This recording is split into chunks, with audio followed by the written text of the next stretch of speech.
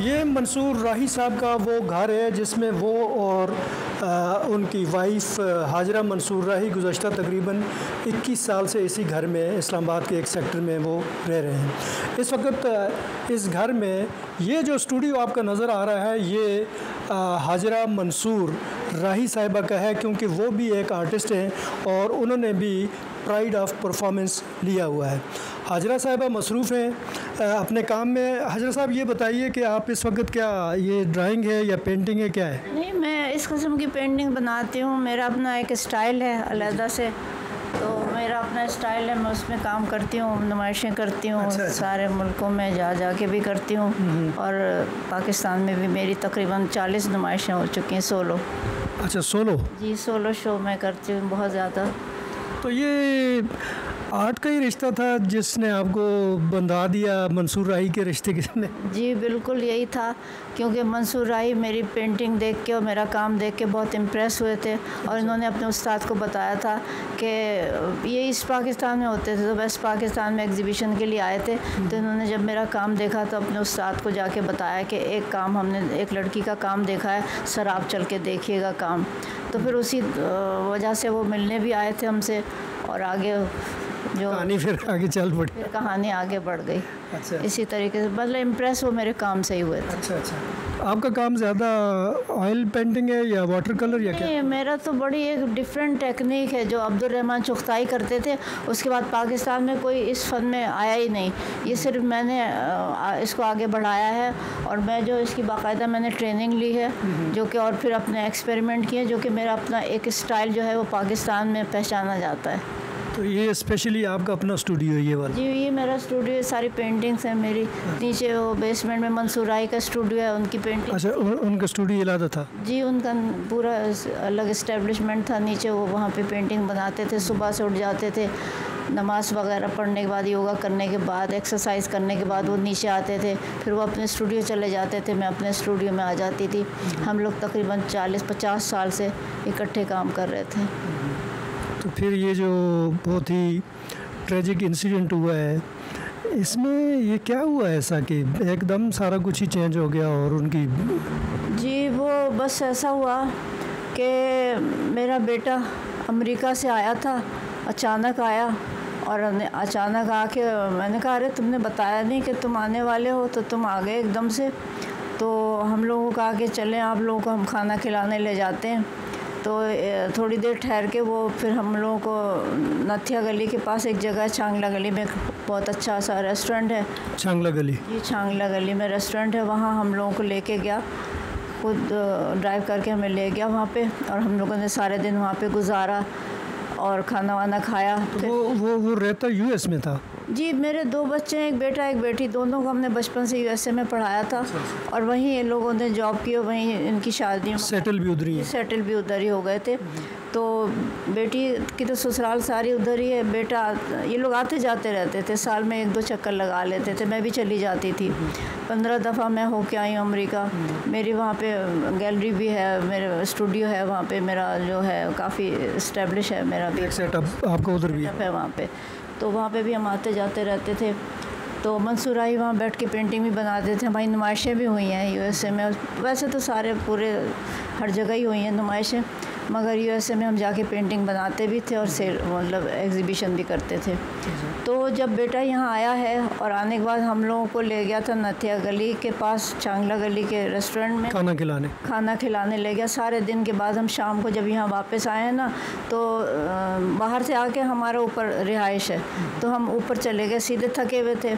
तो ऊपर जाके मुझे कैमरे में लगा कि यहाँ नीचे बेसमेंट में कुछ मूवमेंट है। तो मैंने मंसूर राही से कहा कि देखो नीचे मूवमेंट है, क्या नीचे क्या हो रहा है, कुछ लोग। सीसीटीवी की बात कर रही हैं आप? जी, मेरे यहाँ कैमरे लगे हुए हैं सारे सीसीटीवी। तो उस पर फिर जब मैंने देखा कि यहाँ कुछ मूवमेंट है, लोग नज़र आ रहे हैं, तो मुझे ज़रा वो हुआ, मैं चौंकी। मैंने कहा ये क्या है? तो मंसूर राही नीचे आए, उसके पीछे पीछे मैं भी आई।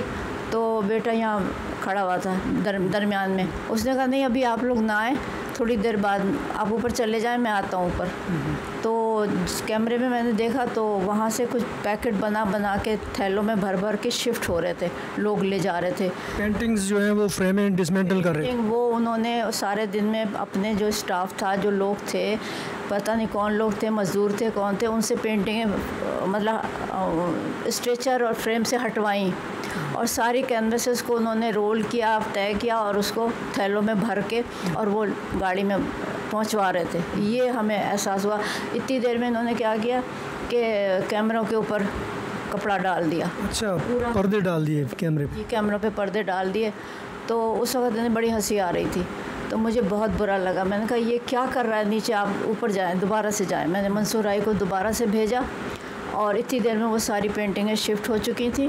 और जब हम नीचे, मैं भी पीछे पीछे आई और नीचे बेसमेंट में उतर के जाके देखा तो वहाँ सिर्फ कचरा पड़ा हुआ था, यानी कि टूटी हुई लकड़ियाँ और फ्रेम और ये सब पड़े हुए थे, सारा ट्रैश। पेंटिंगें सारी गायब थी। सारी पेंटिंगें तकरीबन 60-70 पेंटिंगें जो थी वहाँ से गायब थी, बड़ी छोटी मास्टरपीसेस थे। हमारे समझ लीजिए हमारी सारी ज़िंदगी का सरमाया था, सरमाया हयात। साल से मंसूर राही जो थे अच्छी पेंटिंगें बचा बचा के रख रहे थे कि ये हमारे मुल्क का एसेट है, हमारी आगे आइंदा नस्लें जो हैं वो देखेंगी, इससे सीखेंगी सब कुछ।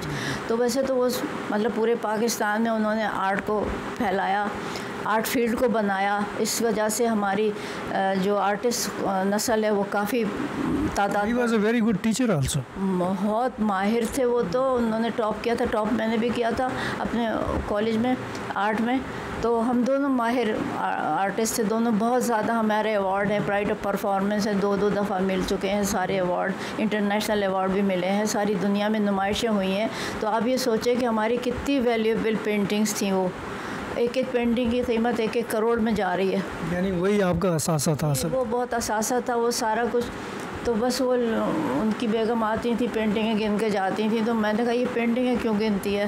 वो बेटे की, दानिश की? ये दानिश की, मेरी बहू जो है, तो वो उनकी नज़र शुरू से पेंटिंगों पे थी। अब पता नहीं क्या हुआ, वो पेंटिंग आके लेके चले गए सारे, और हम लोग जो थे ना सर पकड़ के बैठ गए। मैं तो दीवार से लग गई और मंसूर राही जो थे ना, उनका बुरा हाल हो गया।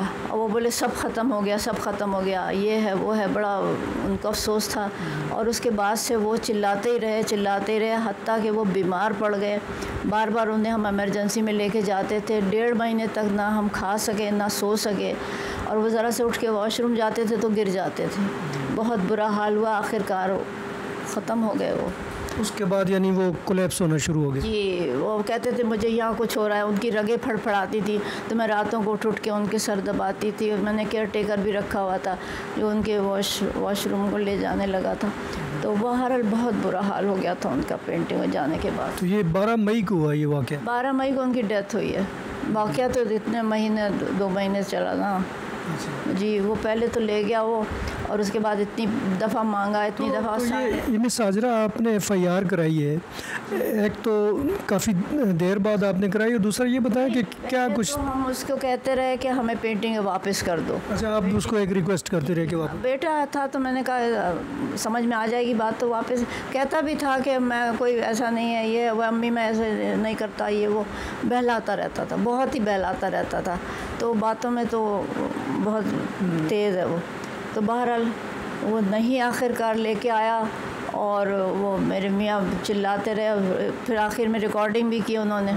उसमें आप सुनिएगा, उन्होंने लिखा है, दानिश मेरी 50 पेंटिंगें वापस दो, वापस। ये उन्होंने वीडियो पे रिकॉर्ड किया हुआ है? रिकॉर्ड किया हुआ है।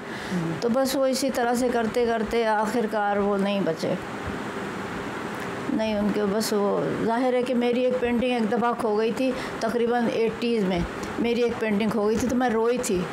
हम इतना लगाव होता, मैं अपनी पेंटिंग का, जैसे हमारे अपने बच्चे हैं उसी तरह से हमने एक एक पेंटिंग को पाला था, संभाल के रखा हुआ था। और वो फिर एकदम से अचानक बग़ैर बताए, बग़ैर इजाज़त के, और इस तरीके में कोई ले जाए तो हमसे बर्दाश्त नहीं हुआ।